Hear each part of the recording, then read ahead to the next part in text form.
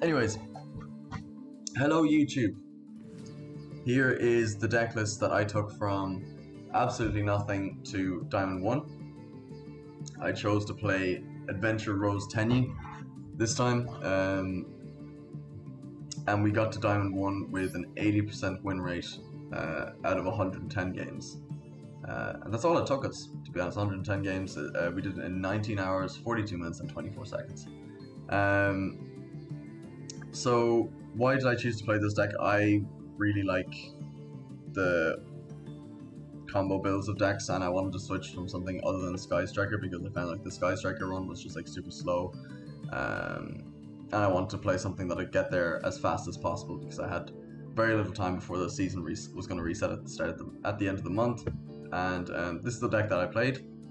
So let's explain this in a methodical order. So the basic concept of this deck is you use your Red Rose Dragon and your 7s to make Barone, and then you Hulk combo after that. So you get to protect your Hulk combo with a Barone negate, basically, and it's insane.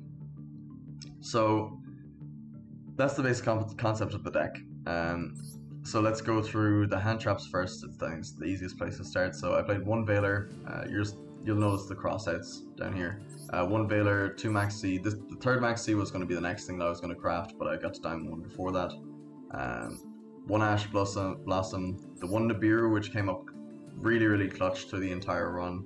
Well, since we had it.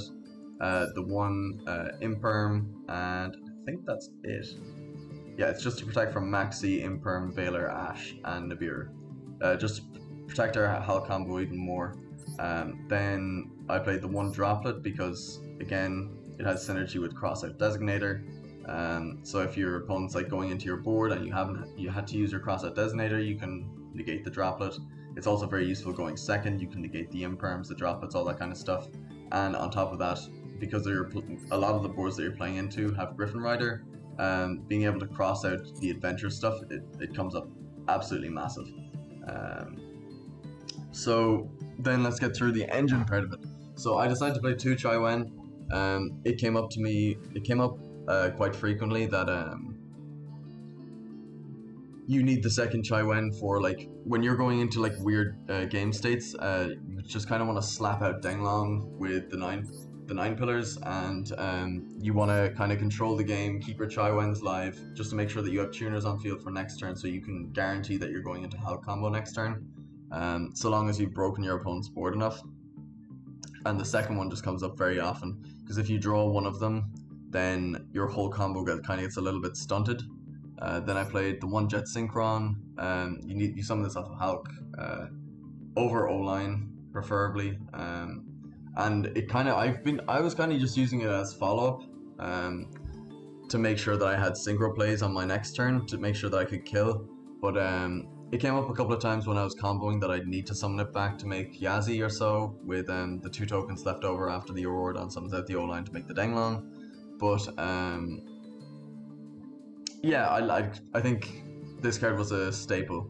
The one thing that I will say about the Jet that I didn't like was the necessity of playing Almirage. But I don't know if there's any other cards that would fit into this slot better than Almirage, if that makes sense. But we'll get to the extract in a while. Then the Tenyis, I played 2 Adora because I love the Adora loop where you add back Adora constantly every single turn. You're guaranteed to have a tuner in your hand. That just gives you a fantastic grind game. Then you've got a 3 Vishuda and 3 Ashina, so I just wanted to max out in the 7s. I couldn't justify playing 3 Griffin Rider. I think that's woeful. But the 3 Vishuda and 3 Ashina are incredibly powerful going second cards. And you're going to see, like, I play 2 Monk because of the high Tenyi count. And I wanted to just play as many extenders on top of my normal summons, so even if I just drew a hand trap, I could still combo with it. Then we played 2 O-line. 2 O-line comes up like so often because if you draw like a Jet, it's the exact same logic as the 2 Chai Wen and the 1 9 pillars. You want to have 3 targets of the machines, so you have the 3 targets of the machines because you're going to be getting 2 from deck, so you want to have a safety belt of 1, if that makes sense. Like if you draw one of these, you want to be able to search a free card, and you also want to be able to special summon one out, and you're going to be summoning this off of one of these off of Hulk, and one of these off of Auroradon. Then 3 red rose. This card is absolutely insane. This card is the reason that the deck ticks. I'm playing 3 prosperity literally just to see this card in a 7.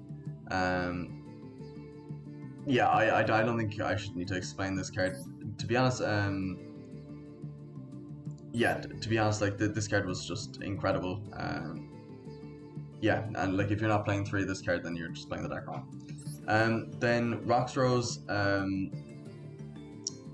I thought Roxrose was a lot more of a brick than it actually is. Roxrose, when you don't draw the adventure stuff, and you draw 7, you get to make Barone and get a free extender and get to special one. So if you draw Tenyi, if you draw 2 Tenyis in Roxrose, that's full health combo with a Barone negate, which is basically what Red Rose is. And that's not that hard to do, to be honest. So yeah, I was really pleasantly surprised by how like little a brick Roxrose is, and of course it's a tuner. So if it's a tuner, it makes this guy and this guy's full combo. I don't want to go into the adventure stuff yet. 1 Taya. I decided to play the Taya package over the Fusion Destiny package because the Taya package just has far more synergy with the Tenyi cards. Because I saw some lists that were like they're playing Fusion Destiny over Taya, but Taya into Baxia going second, first of all, is insane. It provides so much removal for free, and you get to send an Ashna to extend even further. After you like Baxia pop something, and then you get to Ashna effect summon 1 from deck, and then you get to synchro those 2 into Xijiao and get Blackout. Like, that's just absurd that you get like 2 synchros out of 1 card. So I really like this card a lot over the Fusion Destiny package. Then I played the 1 Destrudo. This was kind of a late edition. I saw this in the list about halfway through the run, and I decided to add it into my deck because I wanted as many extensions on top of my normal summon as possible. And to be honest, every time that I drew this card, I did very well that game. Like, we were competitive every time that I drew this card. Would I consider playing more of it? Probably, if you could find space. You could maybe cut a Vishuda and put in an extra Destrudo, but you have to obviously be very cautious about your life points at the same time. But I really like this card. To be honest, I think the advantage that this provides is well worth the life points that you're paying. It's like snow, right?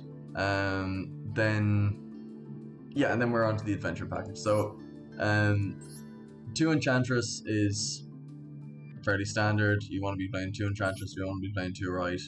I played 1 Faithful and 2 Griffin. So some of the base lists in the TCG played 2 Faithful, 1 Griffin, but I think it's fundamentally flawed. This is the best card in the deck. You want to see this card and a level 7 extender. This is a level 7 extender, and being able to have a second wave of Griffin in your deck is just... It usually can blow out your opponent because they're just not expecting you to be able to search another negate. So yeah, I also just really enjoyed playing with the adventure stuff. The adventure stuff is absolutely absurd, and the synergy it has with the Tenyi stuff is crazy. Like there was like a lot of games where I just went right, special Ashina, and my opponent went, yeah, okay, you win this game, you know. Yeah, we'll say Prosperity to last. Then yeah, because Prosperity, like as you noticed in the Sky Striker deck profile, Prosperity was like the reason that I was playing the Sky Striker deck. Prosperity is also kind of the reason that I wanted to play this deck, because this deck with extra consistency is very potent, and Prosperity fixed a lot of my hands. That's all I really have to say about Prosperity, to be honest. It's just a very powerful consistency card. I'll get into the banishes when we get to the extra deck. 1 Draco back, you don't play more. Then the 2 Callby and the 3 Crosshead. So obviously I just wanted to make my deck an FTK going first. So when yeah, so I just really wanted to like basically if I won the dice roll and I get to go first, I most likely win that game because of cross out, because of call by, because of just my sheer combo and being able to protect my combo inside of it. Crazy, absolutely absurd. So I'd highly recommend playing these 5 cards if you're playing this deck. Um, then I played 1 droplet for the cross out, and I got it on the way because the droplet pack came out. And to be honest, yeah, it was grand. Like every time I saw it, it was somewhat useful, except for that one time that a TP sniped it out of nowhere. But yeah, besides that, it was great. Basil, this was the bane of my existence because the amount of times I activated Basil, I think it was like twice or maybe 3 times during the run. I tried to activate Basil and it just set it instead. And fortunately, I had Barone to pop it at one point, but it was very very frustrating when that happened because I had game otherwise. So there was a couple of losses that were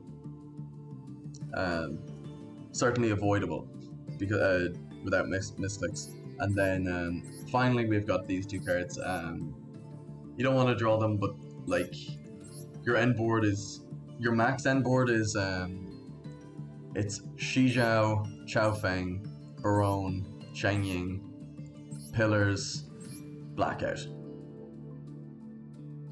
Man, like it's like impossible to play through that. Or at least it's very very difficult in a format like this for a deck to be able to play through that. But there was a couple of games where I was playing like through 3 hand traps and putting up this, which is absolutely absurd. Then also another thing to note is the fact that in the TCG we never had the 2/7 combo with Tomahawk, but in this, because Max sees a thing, you get to do that. Anyways, let's get on to the next deck. So this card's absolutely broken. This card is the sole reason that this deck works so well. It's probably from this run alone, it's become one of my favorite cards in the game. Being able to send Ashna and the fact that it floats, the fact that it searches in a gate, it's just a perfect combo extender, and it works so well with O-Line. Or Auroradon summoning O-Line, because then you'd have the tokens to send the Ashna, and the Ashna can trigger then, it's great. Yazi's main purpose is to summon out Taya from deck. I think there was a couple of games where I summoned out Shudo or Ashna because I needed those instead, I needed the 7s. Shooting Riser, literally never used it. So this is a blank. This is a Prosperity Banish for sure. Baxia, the list I initially was playing 2 Baxia, but the second Baxia I found literally just never came up. It came up like maybe once. Like it might come up in like an Eldritch matchup, but even then, like if you're getting to a level 8 synchro, then you're probably winning the game and you can probably make other plays anyways. So you only really use it for the combo and for breaking boards if you're going second. But yeah, this card's very very powerful as well.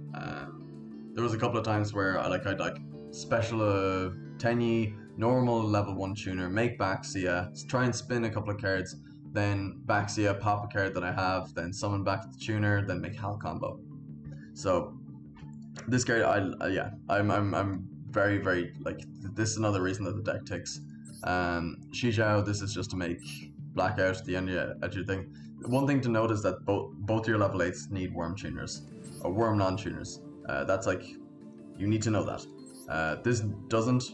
Chaofeng, we got the baller Chaofeng when we were opening packs at the very start, and yeah, I think maybe I crafted it, but yeah, this card's also just got incredible synergy with Denglong and 9 Pillars, and there was a good couple of games against Numeron where you just make Chaofeng and your opponent just can't play, or they just don't read, and yeah, the fact that this locks out Nib is just it's such a great safety factor to have, and yeah, being able to search Ash or Valor is insane. Barone is the reason that this deck works. I don't think I need to explain that much more detail. Chaining's really really powerful, but it's only really really powerful when you either have Blackout or YuGiOh.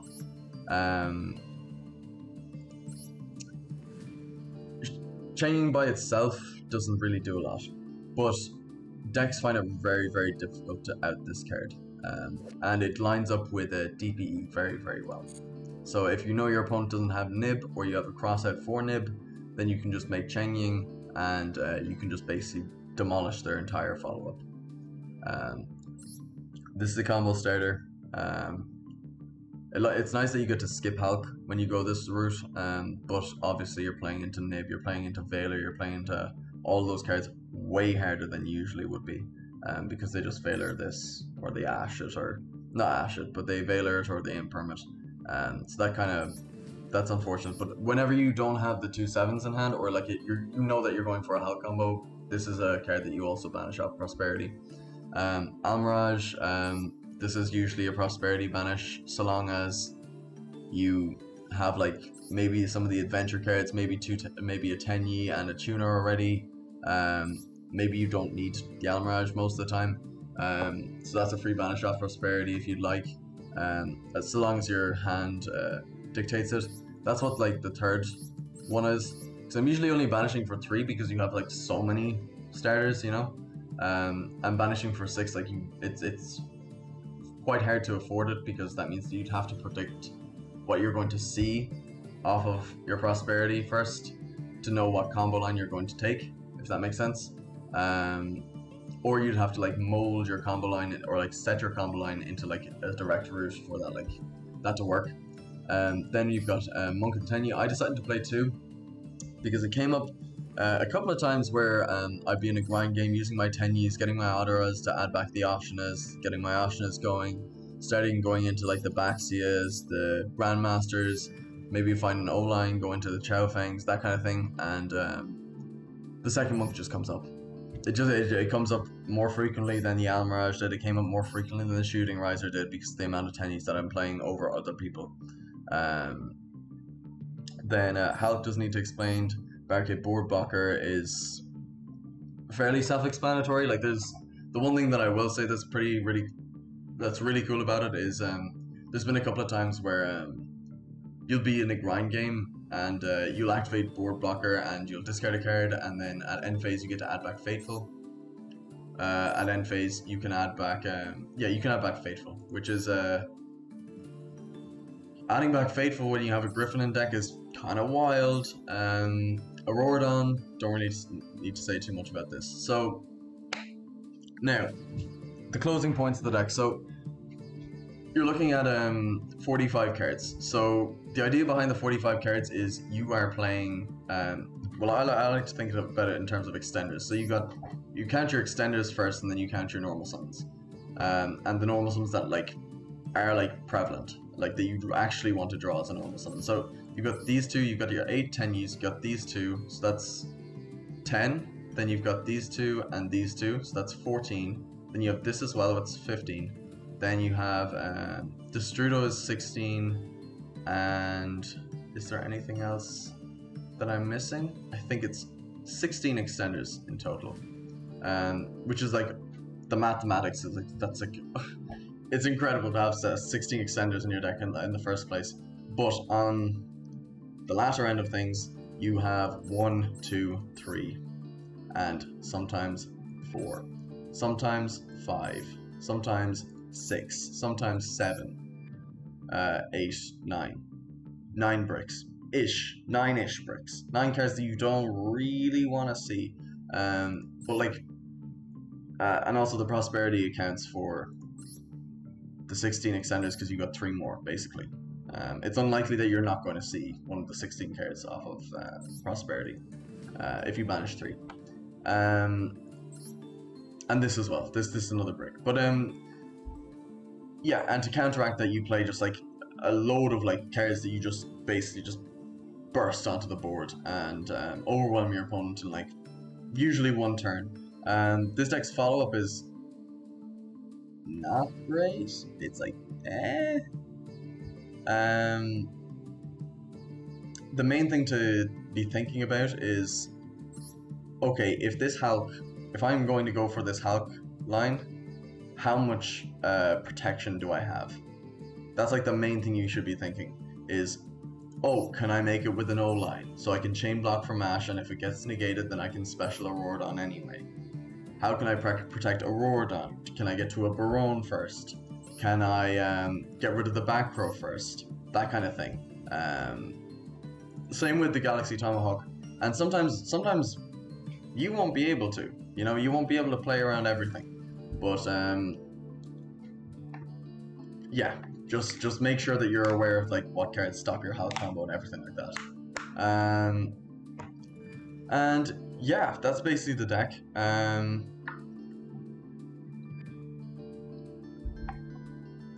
thanks for watching. And if you like the content, please be sure to subscribe. Take care of yourselves. Bye.